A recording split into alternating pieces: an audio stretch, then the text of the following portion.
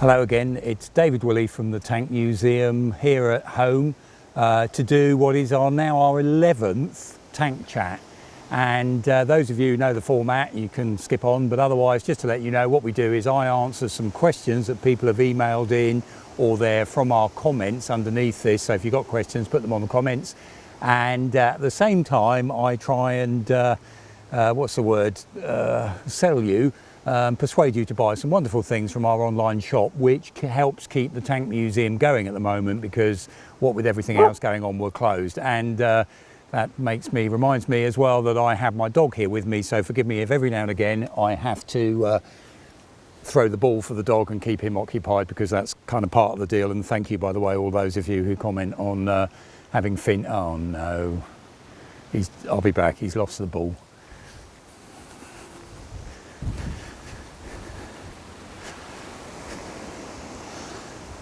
Okay, we're back.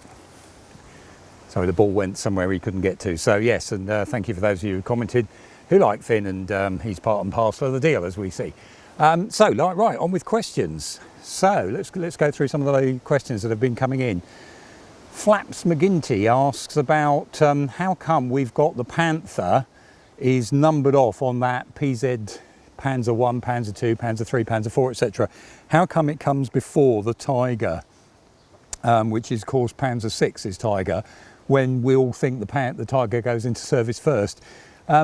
This is one of those interesting questions. Forgive me, I'm not at the Tank Museum, I haven't got always access there. So the idea, what I wanted to do was go and look up from the German sources, because that's where obviously the answer's really there, as in the German records, and the guys who've translated those records. I'm not a fluent German speaker, so that idea there, that I believe, and I think someone else already commented on this, and we've answered this question somewhere else before, I think it's because when the Germans were setting up the system, so we all know about the SDKFZ system, which is where it's a unique number to an individual vehicle type, with the Panzer 1, Panzer 2, etc., that Panzerkampfwagen series, it's more to do about the role that was established in the 1930s, rather than it just so happens this one begats that one begats this one. Because when you think about it, of course, Panzer 3 and 4 are being developed at exactly the same time. So there's no real,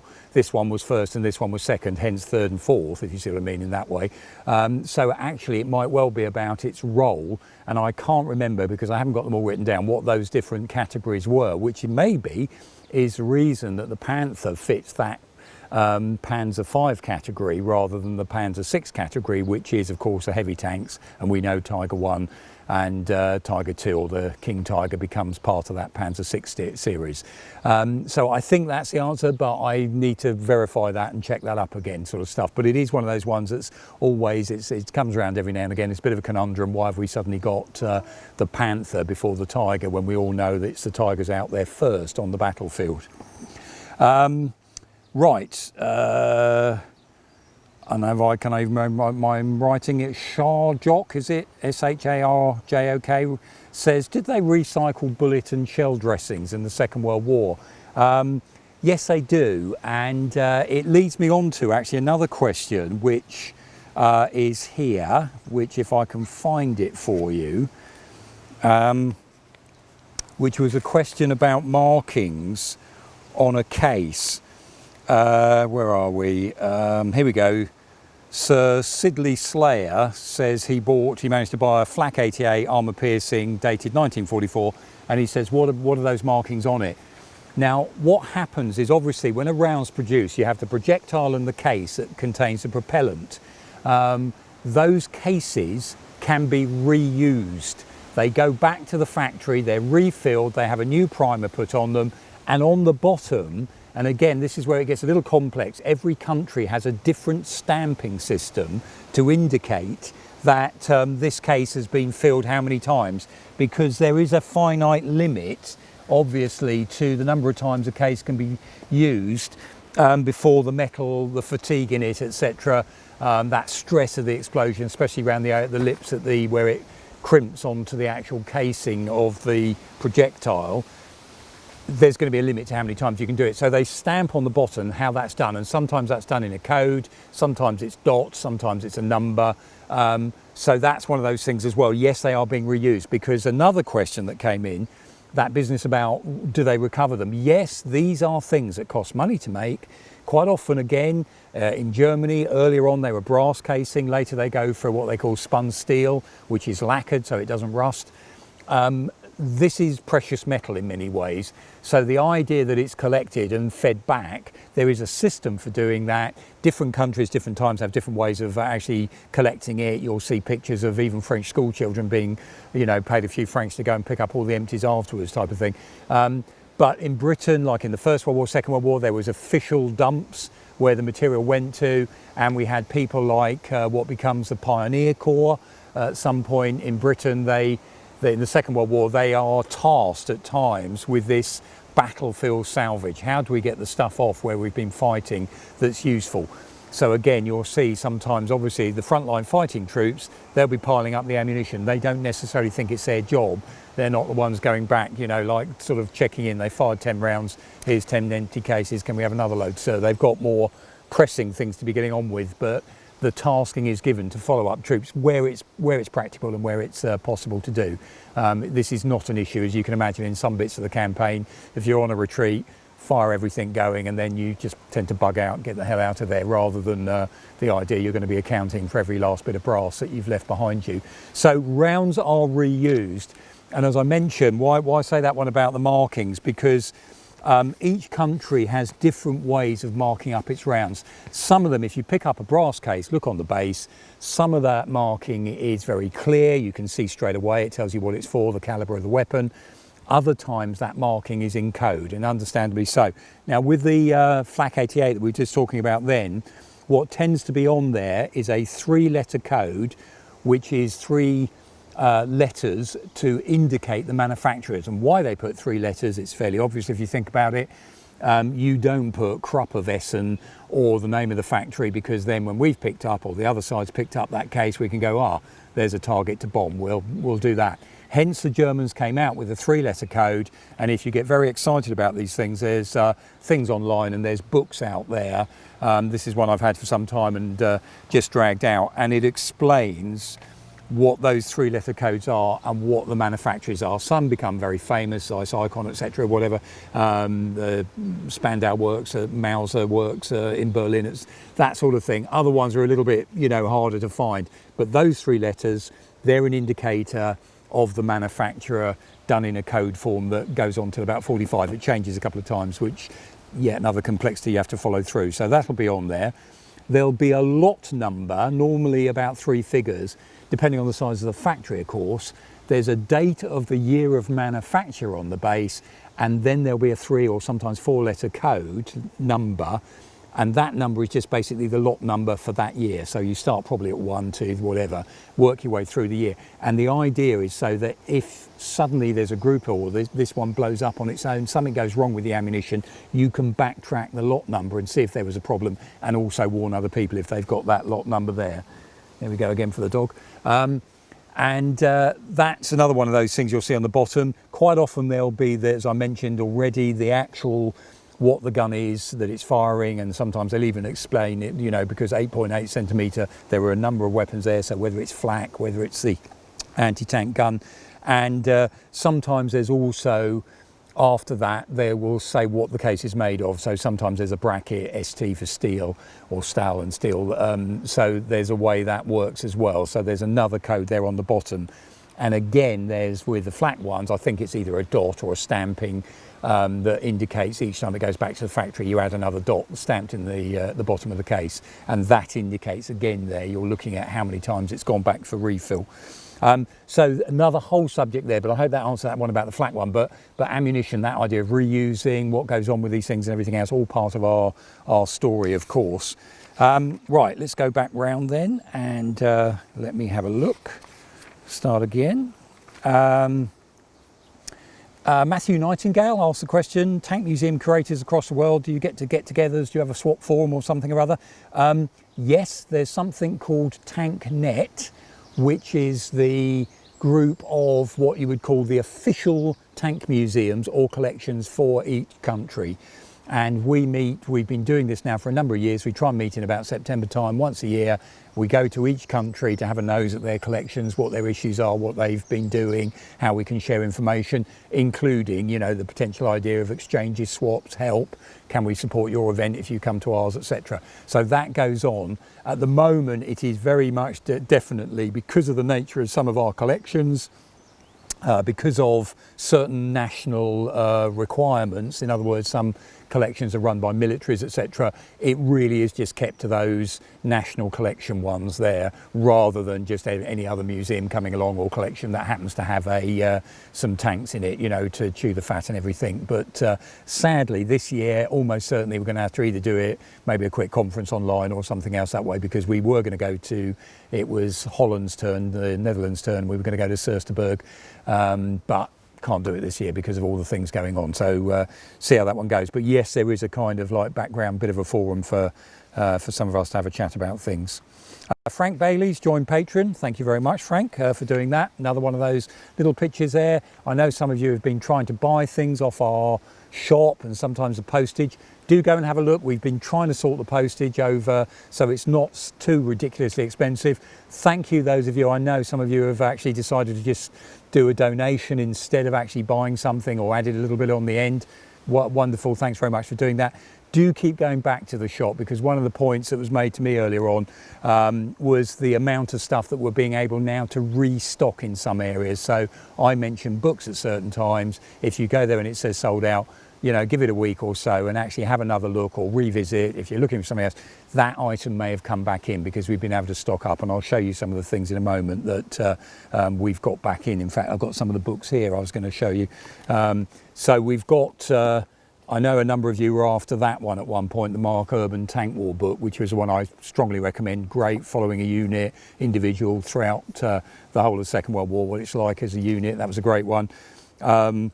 This was the one that I missed. Sorry, I said it was the later, his memoirs one. No, it's not. Achtung Panzer is that work, bit like Charles de Gaulle, bit like Little Heart. This is Guderian before the Second World War, explaining how he thinks tanks ought to be used in any future conflict. So that's his kind of like sales pitch, and de Gaulle, of course, in France does his own one, and there's other people that are influential there. So that one there, and if you see the sticker price, £3.99, you know, these are not expensive books. So that was one I thought was worth pointing out. Churchills Ministry of Ungentlemanly Warfare. This idea about how Britain used, the only word is mavericks. I'm going to come on to one of those in a moment. Some of these maverick inventors, you know, you might call them dirty tricks, but they were all these rather clever little chaps coming up with ideas about how the hell we can beat Nazi Germany. And this is how they use, this is a book on some of those schemes, some of the people, some of the things behind it that Churchill was absolutely behind. We're going to, you know, set Europe ablaze, as he says, and everything else that way. And again, a really good one there, just £3.99, that's that one. And another one, I know, again, this is one that's come in. I don't think it was there before. Many of you will know Max Hastings, used to be editor of the Evening Standard, a journalist, got into history writing, has written some they get more and more impressive, I have to say. His history writing, very good, well researched, pretty balanced. Early days, he kind of got it in when he was doing Normandy. I think he'd still got to that. You know, it's funny how these positions change as we get more information. But he was a bit downing the British performance in Normandy, where actually a lot of people are much more, was it really that bad? You know, come on, look at what happens and what was going on and what the British Army was doing. But this was one of his earlier works that's very good, called Das Reich, and it's basically about the movement after D-Day of the 2nd Panzer Division from basically central France heading north to get to Normandy, and all the operations that were in place with French resistance, with all sorts of things going on to try and slow it up and stop it, and the problems that caused. And again, that another bit of that picture, you know, about how the Germans were fighting in the Normandy campaign. And, you know, this was an elite unit that was being hamstrung on its way to get there, and that part of that story there. So again, a really good one there, and again £3.99. So I'd strongly recommend have a look on that on the books, because we've got a whole new load in, very good prices, so have a look there as well, and that backs up on some of these earlier things I was saying. Throw the ball again, there we go, Mr. Finn, there we go. Right, and a quick slurp of my tea from Still Available, I Love Tanks, from our shop.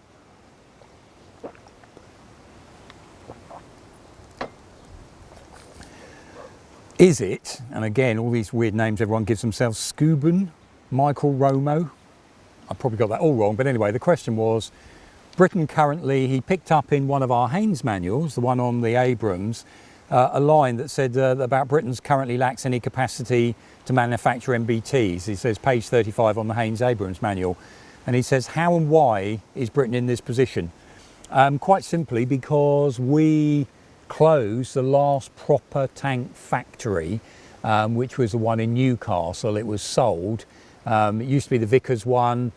There were a number of tank factories in Britain. Again, we talk all about this if you have the chance to see the museum in our tank factory, how over time as an industry it shrunk.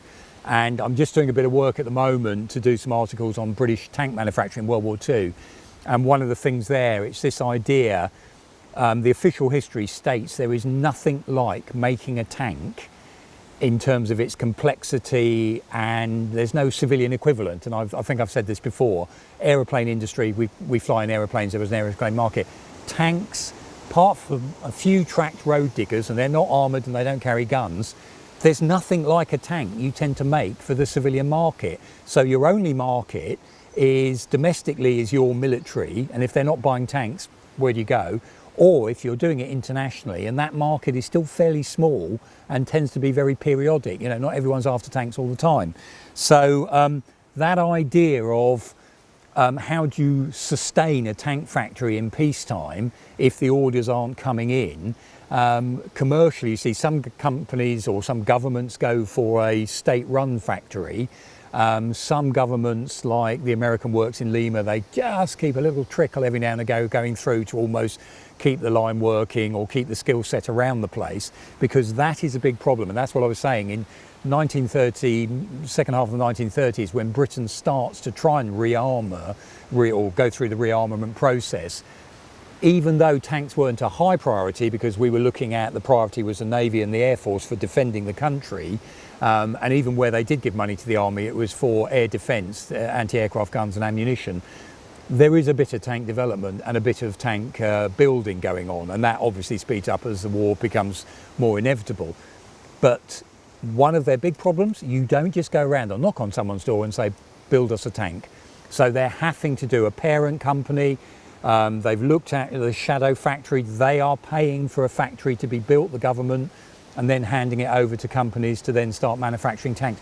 Even then, you've got companies very nervous about taking on tank manufacture, because the minute the government says, oh, actually everything's all right, pulls the order, what else are you going to be doing with all this machinery and all this other stuff there and learning a new skill set?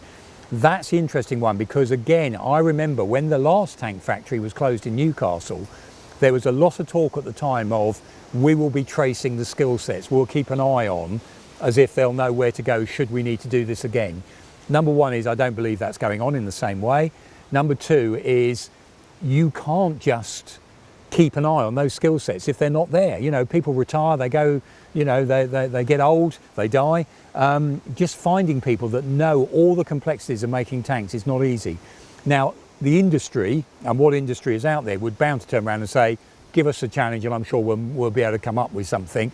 And other armoured vehicles are being built in Britain, even if they're not complete, you know, absolutely everything's being built here. Like, for example, Ajax hulls are being built in Spain and they're being assembled in South Wales by General Dynamics UK. So fairly sizable armoured vehicles are still being built in Britain.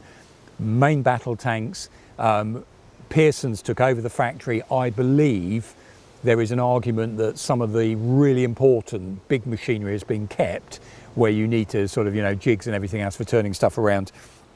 What I'm not 100% certain is if anybody with a hand on heart could say that capacity still really exists there without an awful lot of energy and effort, in which case back to, we said it earlier, why are countries upgrading their tanks, etc. It's because the expense of building a new one, the massive undertaking that entails. So you're much more likely to upgrade an older tank, which is much cheaper and can be very, very effective way to do it. Perhaps one day, as we were, speculation and everything, will we go in with the French-German collaboration that's going on at the moment? We have a watching brief on that in Britain, to sort of see how that goes. Is that something that all of a sudden, at some point in the future, if the tank is required again by British Armed Forces, which is obviously a political decision, they'll turn around and say, yep, we need to buy into that next generation. Watch this space. I'm from the Tank Museum. My argument on all this, people often ask this as a kind of question, is it is very hard to ever see a situation where we won't need something that's mobile, armoured, got great firepower, direct fire, etc., on the ground. Whether it's manned in the future, could be remote, but let's see how that goes. But the idea that, we won't need tanks again, we won't need tanks. How many times have we heard that, and how many times do we see tanks driving around the place? Eisenhurt says, what do they not sell in the gift shop? Well done, absolutely. I will show you some of the things they do sell in the gift shop, again, in a moment. Bremner's Ghost just ponders a question. He just said, I thought I'd mention it because we half mentioned this in a Facebook post we did some time ago. Did they ever think of putting Chobham armour on ships? There is a question, I think we posted the actual question that the Navy sent to the Ministry of Defence one point about putting Chobham on the conning towers of submarines as a kind of, easy, I say the word easy, but really a complex process, but a way of giving exposed areas of a submarine maybe that extra layer of protection, from aircraft cannon or strafing or other things that way. I don't think, we know it wasn't ever taken up, but somewhere on our Facebook, if you go back through there, we've actually posted something about that. But I think on the whole, it's like most of these things is most ships now don't have that old idea of thick armour as protection. They've got many other systems rather than the just sheer thickness of armour now.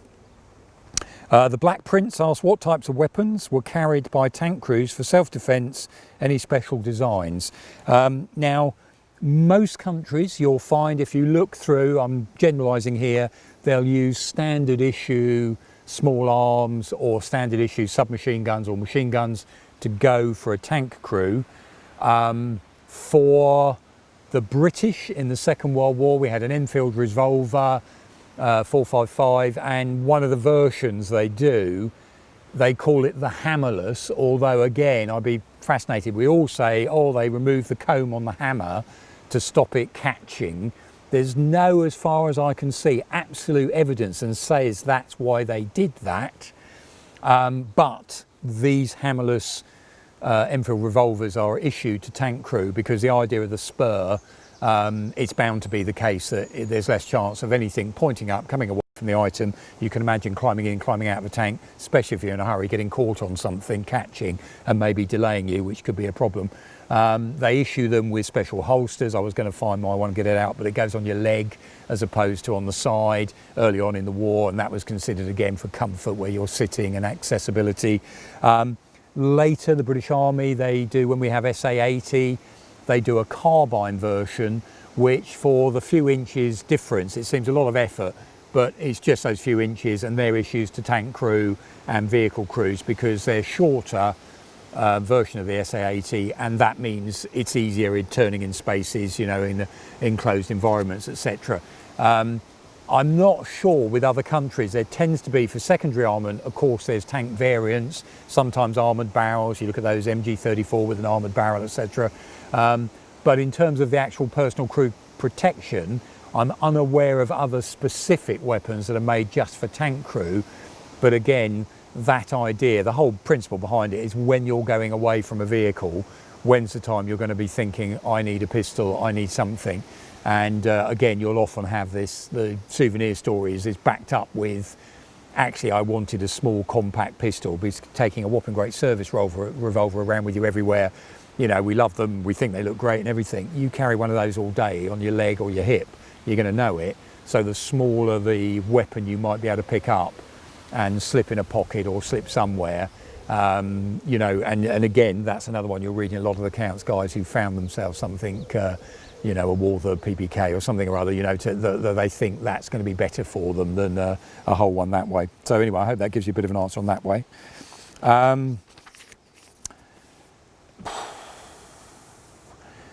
Panther 590, Ashley asked the question. Well, first of all, Ashley, thanks for buying our nice bullet flask. Well done for you for doing that. And he says, is our Panther ever going to be a runner? Our Panther, one of a number that were made in the factory at the end of the war under British supervision, with some Jag Panthers brought back, evaluated over in Germany, brought back to the UK, evaluated. Well, our Jag Panther and our Panther from that set. And then a number went off on the ranges, were shot up. One ended up in a scrapyard, went back, was bought, I think it was the 70s, by a German gentleman who then restored it, etc. So, you know, the interesting story behind them. If I'm honest, I think I kind of answered this question, and in a way it touches on another question that was mentioned later on, which is, if I can find the person's... Chris Abrams says, A13, we've got the only remaining A13. When do you plan to get it up and running? I have to say, with all these things, number one is what's in it for us, and I'm not saying that in a crude way, but putting all that time and energy into actually just making something run, you have to question, when is that worth doing? How long can we run it for, and what are we going to do to that vehicle? When it, as you just say, that A13 might be the last one left, is it best we keep it fairly unique that way? When is it something that's worth doing? Because maybe we've, you know, as I've said before, if there's a few of the veterans still around, we could have recorded their stories. Let's listen to it run. Let's do all that before we put it to bed forever, as it were. It won't run again. These are questions we've been asking ourselves, looking to the future. What is a sustainable running fleet for the Tank Museum? What are the vehicles we really would love to be able to show examples of from certain periods running, perhaps decades into the future, if we're that lucky enough to be able to run vehicles into the future that way, because legislation, I mentioned it before, what if legislation changes or petrol engines at some point get completely banned? And when is the time we should just be grown-ups, as we have with our First World War collection, and say, actually running it, however thrilling, for a lot of people, is going to do more damage to it or risk it in a way that is just not sensible. And the other point as well, which is this running a tank or returning a tank to running order can be an enormously expensive task. And someone else asked the question, how many tanks we've got? We've got over 300. And everyone out there is going to have, oh, you've got to favourite this one. Oh, why don't you get that one? Oh, this one will bring in the crowds, won't it, if you did this? Or you've got unique. A lot of arguments there to go through.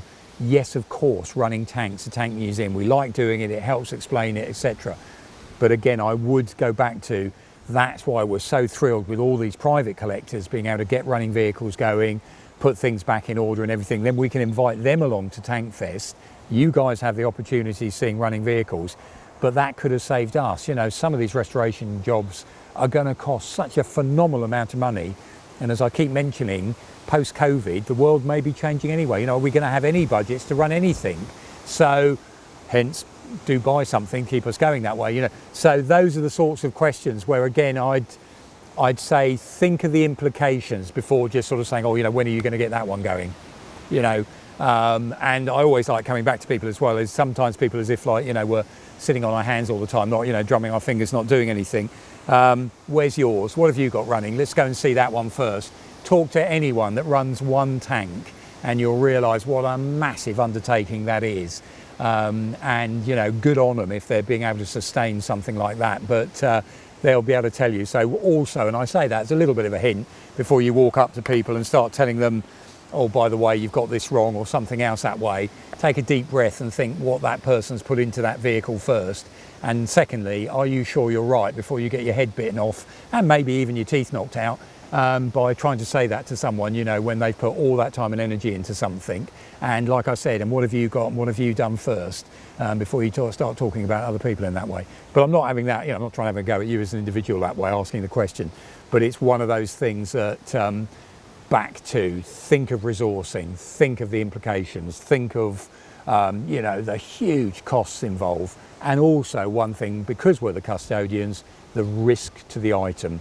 That idea, we've done it all just for that benefit of maybe a couple of thousand people at that particular event. When is that kind of a risk too far if you think you've got major issues, or you have a catastrophic failure, which is another one that, you know, if that really is the last one, have you been silly just trying to do something that's not essential for our enjoyment, appreciation and everything of a vehicle? I'm keeping an eye. It's a bit blowy here today. We've also got, there's been some thunderclouds around, so a little bit of rain. I've got to keep an eye in case I have to cover everything over. Right, carrying on. Sorry, I'll keep going. Flag signals. I just had a quick look, by the way. Someone else made the point about the Remy Museum. It has moved. It's gone to RAF Lynham. Go to their website. They've got a lovely little interactive on flag signals, by the way. So go and have a look there. They've got some great stuff online, as a number of those other core museums. But when they open, that's another one I'd recommend go and see. It's now on the base at RAF Lynham, purpose-built museum. You don't have to go through the base, you can go straight in there. And it's got stunning stuff. Got armour, of course, as well, because they looked after recovered. They've got that last Churchill recovery tank there, wonderful bits of stuff. And look on their website, because they've done some really good little videos of interactivity as well. Flag signal, I mean, basically flag signals, semaphore, certain known signals that are done. We've got those on display there. It's a big topic to just cover off here. Certain coloured flags are known to mean certain things to different nations.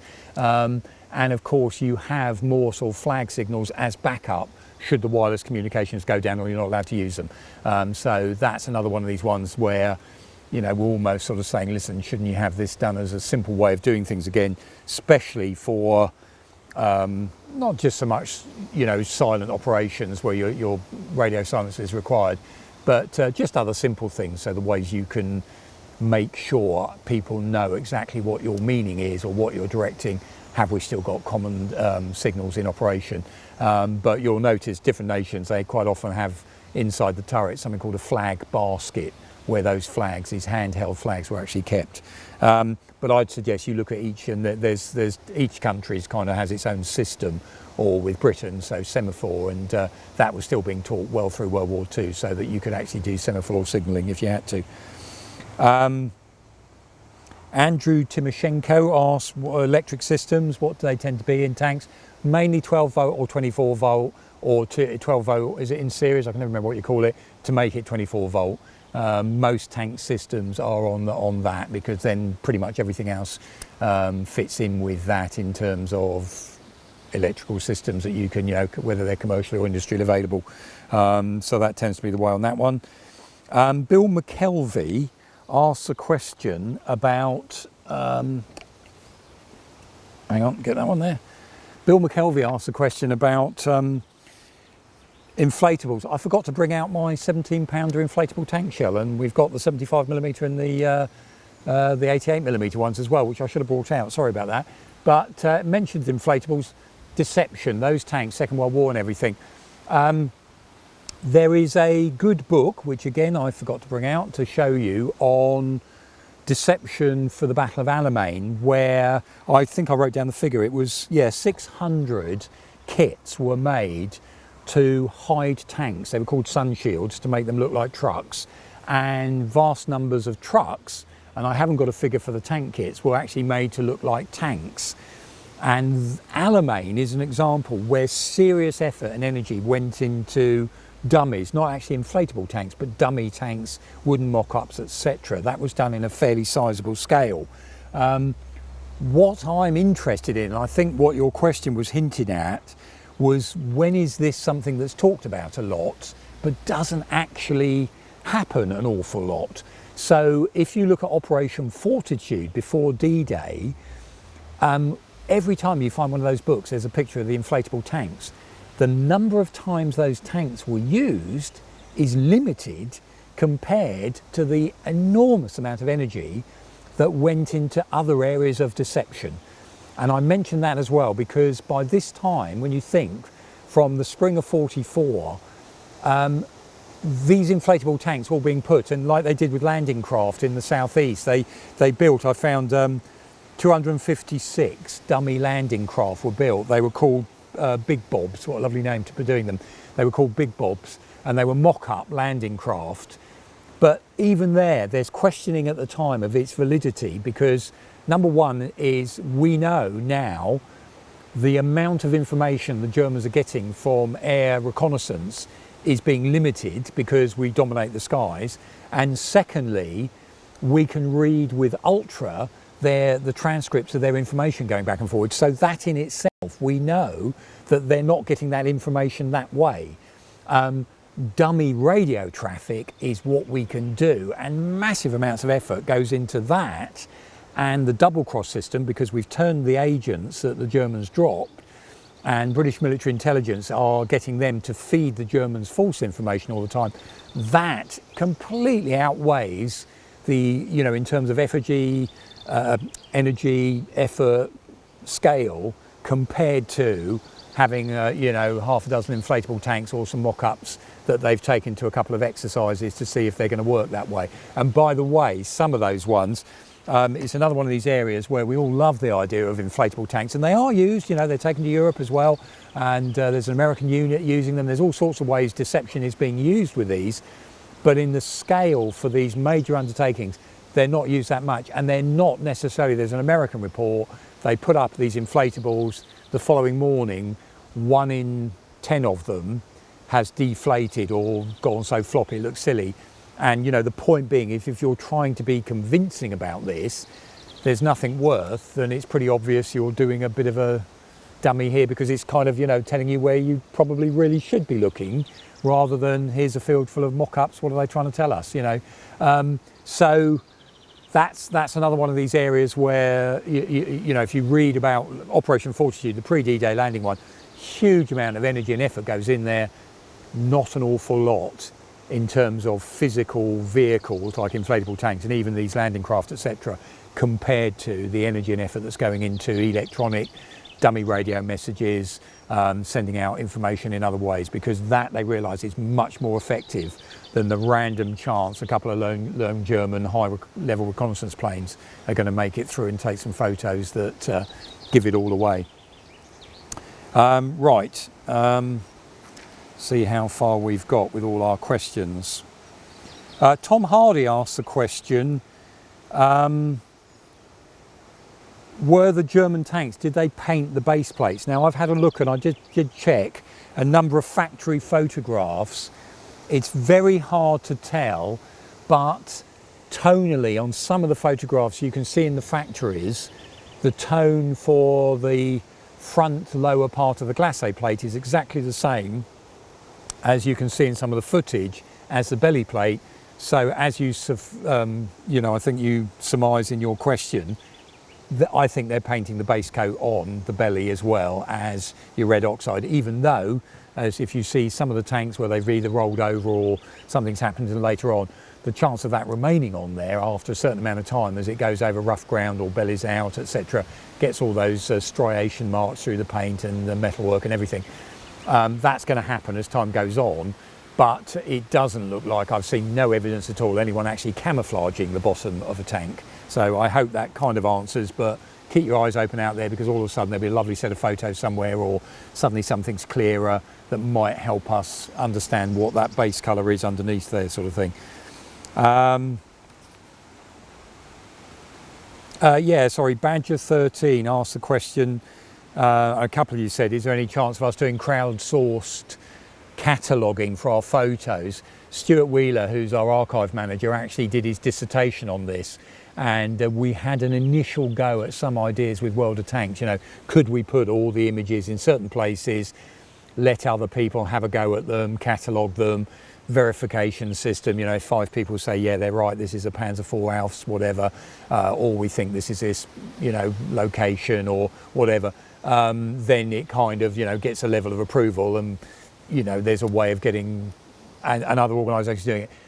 We tried it, it didn't really work for us at this time. It may work again in the future, and we have done what I can only describe as sort of crowdsourcing things in the past. So for example, we used to have something called a typing team. We would scan or photocopy a document like a war diary or some lengthy official, and people at home would give us type up a digital copy so that we've got that, so it's searchable and easier to use in a Word document or whatever. And that was another way we did that in the past, and it might be something we can have a look again in the future, because I know lots of people out there would love to help us in some way. What's the way, when it's not time specific, Finn, drop it, when there's ways we can do these things. And, you know, some of these documents, you know, we've got piles of letters. If we can get perhaps a volunteer to scan them all in the first place, so yes, we've got them as a digital record, but then so people can start looking up, you know, is there anyone talking about Cromwell's? Is there anyone talking about this name, that place? Was he engaged in then? You know, because that, I've mentioned it before, that level of cataloguing, really heavy on staff time. And, you know, that means money. So yet again, you know, having these wonderful things in the archive, they're only going to be good to everybody out there if we can catalogue them properly. And it's how can we do that? And it's not just us. Every military museum, many archives have got this same problem. You know, and I mentioned it before, what is it that needs recording? Because, as I mentioned, you know, just calling it a Panzer IV, but actually is the more interesting thing what's in the background in that picture? Is it how they're using the Panzer IV? Is it the markings on that Panzer IV? Is it the fact that this photo's got some annotations on it that seem to indicate we know who the crew were? You know, all those other layers that could be in there. And it's like eating the elephant. Where do you start? Someone else commented, yes, you know, we've got a system, we have a database, we have ways of doing this. It's just the actual sheer scale of doing it. And it's never quite as easy. And I'm not you know, can never diminish this as a problem, you know, for museums and archives, because lots of times people have got a lot of knowledge out there, but then it comes to a point of how do you interpret that knowledge onto a catalogue entry. There's a way of doing it, there's conventions and there's everything else, and even getting that done is something that really is quite important, because otherwise people in the future, if everyone does it in their own way, how do we find that? How do we ask it questions? How do we, you know, if your field, how do we call the same thing? You know, what is the precise name? What's the common username? What's all those different things? Because in one conversation, one question like this, I bet I use, you know, 3 or 4 different ways of describing the same object. So how do we do that precisely so everyone knows exactly what that is? So, but yeah, you know, an interesting idea that we may come back to. And I know other organisations are doing really clever cataloguing using crowdsourcing and people there. And, you know, that's something I think we've got to find ways of tapping into, is your hours, your goodwill, the online way we can do things to get stuff going there. Madalorian, I believe it is, says, how come we didn't seem to get going on World War II sloped armour on British tanks? I think, well, number one is we do have sloped armour on British tanks. It's not like it wasn't known about. There's angled armour and sloped armour on things. The issue with the British ones is, and I think I've talked about this before, is when we went in 1940 to go from the Vickers to the Beezer as a hull machine gun, and again, when you think early in the war, this back to tank production, one of the issues they're looking at, the machine gun is still considered a major, you know, weapons system on the tank. You know, your anti-tank gun, your 2-pounder might be there if you happen to bump into German tanks, but on the whole, you were there for supporting infantry if you're an infantry tank, or quite often your machine gun will be your primary weapon, even for a cruiser. So that hangs on as Churchill in 1940 says, keep making what's in the factories, don't change, don't slow down, it is numbers we want in 1940, and that goes on till November 41 before they start changing. So this hangover's there on the British tanks to a certain degree, and the issue is with the Beezer, for a hull machine gun mount, they make a circular plate that has to bolt into a 90-degree faceplate for it to be used. And that becomes a design requirement on those tanks. And if you look, it's used right the way up to Comet. And I think I've mentioned this before, I've never found it yet, but somewhere someone was brave enough when they were designing the specification for the Centurion, someone probably either asked the question or the Army turned around and said, do we really need that whole machine gun in the same way? In which case, Centurion's the first one with sloped armour all the way down, and they've done away with that whole machine gun. And that means you don't need that fitting for the Beezer, which is why you've got the step plate on the Cromwell, on the Comet, and even on the Churchill when you look at it there, rather than a sloped armour plate that way. In terms of the other areas, the ease of production with Cromwell, things like that. You know, it wasn't that sloped armour wasn't known about. It's when you get the advantage from it, and when actually just adding the extra millimetres that's going to make the difference as slab-sided armour. So that decision-making process. But obviously it comes in as does more impressive castings as well as the war goes on. Right, let me just have another. There was a question here which I know was relating to. Sorry, Armed Brit said, how do I organise coming and visiting you for research? Tank Museum, when it's reopened, go to Archive and Library, and that's where it's got all the instructions there about if you want to book in what is it you want to research so we can get the material ready, or if it's something another area and it's something in the supporting collections, that's the way to go about it. So go through the Tank Museum's website, please, when you're asking, if you're asking about that one. Yeah, sorry, I keep coming back to, someone mentioned the fact about my inflatable 17-pounder, about if you filled it with water, it would anywhere near. I haven't been able to fill the inflatable 17-pounder with water, but if you want to try this at home, a real 17-pounder armour-piercing ballistic capped round is 17 kilograms, which is about 37 pounds 9 ounces. Okay, so if you can work that one out, you can start seeing as well the weight of a round. You know, it's pretty heavy stuff. I'm determined to find this question. Somebody asked the question about when they started carrying a demolition charge for a tank, and can I find it anywhere? No, I can't. Sorry about that, but I know it was here somewhere. Somebody asked a question about demolition charges.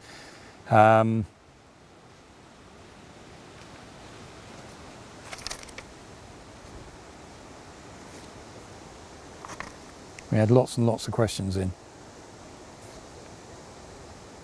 No, right, I can't find it, but to answer the question is British tanks, you didn't carry demolition charges. Royal Engineers had demolition charges, but I can't find any immediate instructions for the British tanks in World War II.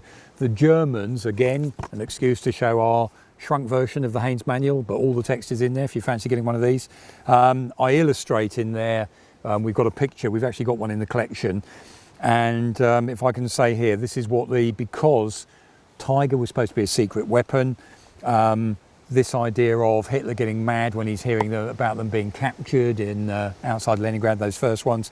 And it says here, from July 43, crews were issued with destruction charges, and I'm not going to even tempt the German there, to blow up tanks in case they were unrecoverable. They were told, and this is a quote from an order, it is forbidden to allow a repairable Panzerkampfwagen 6 Tiger to fall into enemy hands, end of quote. The Z85 charges were carried on a cross member behind the driver and radio operator's seat. It was suggested one charge be placed in the breech of the gun and one in the engine bay. And basically there's a tin container, there's a charge in there with a fusing system on the top that you set before evacuating from the tank. So the Germans had that on their ones. Other countries don't seem to have gone to that, although there are procedures about what you're supposed to take, smashing objects, etc. If you do have the chance. On the whole, most people abandoning a tank in a hurry have got other things on their mind, you know, when they're getting away from it. So that's a kind of interesting question, and one I might find more about other countries as time goes on. My excuse about the Haynes Manual, so I showed you that's our smaller version. Go back onto our website, because the really good news is we've got another load of Haynes Manuals that comes in.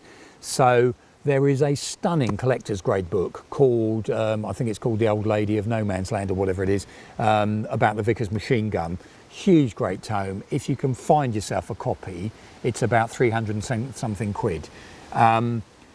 It is a lovely book, I'm not denying that, if you want to go, if you like Vickers machine guns. And who doesn't like a Vickers machine gun? So I would suggest here is a lovely book that Haynes have done on the Vickers, and £8.99. So there's another one of those really cracking new Haynes. So have a look, because there's other ones we've got in, the German infantryman. If you like your ships as well, there's one there on Battleship Bismarck. Falklands War, again, another one of these ones, and I know, you know, I keep saying it every time, don't just believe me, go and look them up on Amazon. There's good reviews there, and I know some of you have put reviews down, don't be afraid to come back to us. And also another newer tank one, I think I have mentioned it once before, but fairly new, AMX30, the French tank, and again, another different side of the story, the French tank development story. So that one there as well we've got in. So some really good new Haynes manuals. So if you're a book person, like I know a number of you are, those ones there are really worth having a look at. Other things I was going to mention, we've got some of the Cobys, these ones back in, which were these, you know, as I was mentioning there, apparently someone said they are compatible with Lego. There's our Sherman, there's a wonderful First World War British tank one, there we go. So a Mark 1, even got the wheels on the back there. So those ones have come back in. I know he's quite keen to I mentioned that. And by the way, again, I always say if you're feeling guilty, we also do other types of tanks for the kids. So friction powered, there you go, what is it? Look like something like a Pershing or something like that, doesn't it? Or an M26, there we go. So we've got cheaper ones for the, so if you're feeling guilty buying yourself one. It's another one of the Cobys that we've got back in, because I know some of you were trying to buy these before and they're now back in stock. There's our Tiger 131, and it even has little figures from the Tank Museum workshop that are crewing it and doing things with it as it's running around at the Tank Museum. So if you like your Cobys stuff as well there. I mentioned about the model makers, and this is another new one we've got in, Challenger 2 Theatre Entry Standard. TES, Theatre Entry Standard. It's basically got all the bits that are added when the tank goes off on campaign. So all the extra armour, the electronic countermeasure ones and everything else there. This one, Ryefield models, but that's a newish one that's just come in. I think it's a brand new to the UK as well. So if you like your modern stuff, Challenger 2s and everything else, go online to the shop and have a look at that one. He's even given me a list now, so I don't forget to say some of these things. I love the way this one's described as a Sherman tank keyring and dangly bag thing. So all you ladies out there, or men with a man bag that need a dangly thing for your handbag, why not have a nice soft Sherman, so that, or if you happen to own a Sherman tank, there's your perfect keyring that you can put on. Throw the ball again for the dog. Don't forget Father's Day still coming up, all these things, ideas for Father's Day. Don't forget your Father's Day perfect tank socks, still there, another advert for that. We still have our lovely mugs, Tiger mugs there, as well as the one I was showing you. Just in case as well, back to, I'm not sure it's going to fit many of you blokes' heads, but it'll certainly fit the kids' heads. And in case you get confused, this is a toy helmet, does not provide protection, exclamation mark. So don't put it on by mistake before you go off and for a fight. But yeah, that's one of those £2, for goodness sake, put it in the order if you're doing an order. We have as well, so doing my sales bit, fridge magnets, so metal ones, different ones there, Panthers, all different tanks, fridge magnets. Also Tankfest, if you're a Tankfest fan, metal wall plaque, King Tiger, Sherman Fury, and a Panther one. These are metal ones again. So you can screw them up somewhere or outside the house, or Tiger 131 one there as well. And what was the other thing I was going to show you as well? I think I've got through a lot of them. I mentioned about books again because every now and again we were quite lucky. We had a clear out from the army, sometimes gets rid of stuff. Yonks ago we were given boxes of some of the manuals, and I think, if I don't know if it's going to come out or not, but I do a little chat on the Dingo and some of the manuals that go with that. And one of the things, if you ever want to see what an army manual is really like, this is the user handbook for the Saracen, the armoured personnel carrier. Beautifully illustrated, how you're supposed to do things, how you check things, what's supposed to go in where, all that sort of stuff. And that's an original manual there, as they were issued to the guys using it, and we've got them for £4.99 in the shop. And even if you don't have your Saracen, if you just want to know what it's like, you know, what this maintenance and the way they do it, and these manuals, you know, they have to be clear, because it's young soldiers who are not necessarily, you know, PhDs, rocket science and everything. They're going to be using this to keep their vehicle going. So it's written really clearly, and by reading them, and I've picked up that over time, you find yourself learning, not just, I'm not an engineer, but how a vehicle works, what those things are done for, what the Army considers a priority, you know, what you're supposed to check on each first parade and everything, how things are done. You know, so much information just by looking at one actually in-service manual. We have other manuals for sale in the shop, but that one I thought I'd bring because at £4.99, you know, that's a really good price there as well. And I said, go and have a look at the new books we've got in. I brought a couple in there. This one's wonderful reprint of what you were supposed to do as the First World War soldiers from some of the literature at the time, and that one's called Tommy's Handbook. Some really nice ones with some lovely imagery. If you're a First World War fan, Western Front from the air with a number of key battles and interpretation of air photographs, which again really interesting, and a bit of a theme on that one because looking down over the Normandy invasion and a lot of photographs from the American National Archives and some new stuff this guy dug out of the D-Day landings and from photo reconnaissance. You know, if you look at the timing, you can see now a lot of illustrations in there, who was coming ashore when, what's in the photographs, you know, and he's really piled that up. And these we've got in as, again, at really good prices. So do go and have a look at those. And my final piece today, chamarrs. These are these things you put around your neck and everything else, and where they were originally, you know, out in the Middle East. The military picked up on them, used them all the time, and get one of those because on a chillier day the wind's picking up, but we haven't had any rain luckily at the moment. Different colour ones, so you can pick up one of those, and military issue as well. The Army still issues those as well. And I'll get rid of Finn again for a second. Get rid of that one there. I'm doing my sales pitch. Challenger 2, we've got a t-shirt, and we also have a Chieftain rugby shirt. So I know some of you are fed up with just seeing German tanks there all the time on the t-shirts and everything. So again, have a look. We do have British ones there, and I'll just drop that one on the floor. And I keep saying the last one and carrying on. Some of you maybe have noticing we actually have a tank museum deck chair now with a tiger on. So see what you think about that one. Tiger 131 on the front. If you fancy one of those, again, we've now got those online. If it had been a nice sunny day, I would have sat there and finished my tea in one of those, but I've got a horrible feeling it's getting a bit grey and the wind's getting up, and any moment now the rain's going to come along. So I better draw to a close. I've gone on as ever, waffling on about so many different things. Finn, come around here because I know, yes, come on, come around here. And so, oh, sorry, Finn, giving him a kick in the head. Come around here, Finn, come on, up here. Up here. He's just interested in his balls, as you can see. But anyway, he said thank you very much for all the nice comments that people have been saying about Finn, and I'll try and make sure he's here in the future question and answers as well, so we keep him going that way. I'll finish. Thank you so much, as ever, for supporting us. Long ramble, long waffle. Go back to the shop online, have a look at something, keep the questions coming in. And I haven't answered all these ones. I've got some still to go as well. I know they're still coming. So, and there's a few things I'll look up. Good news in the background, we are planning to reopen the museum. That's going on. We have to fit in with government legislation.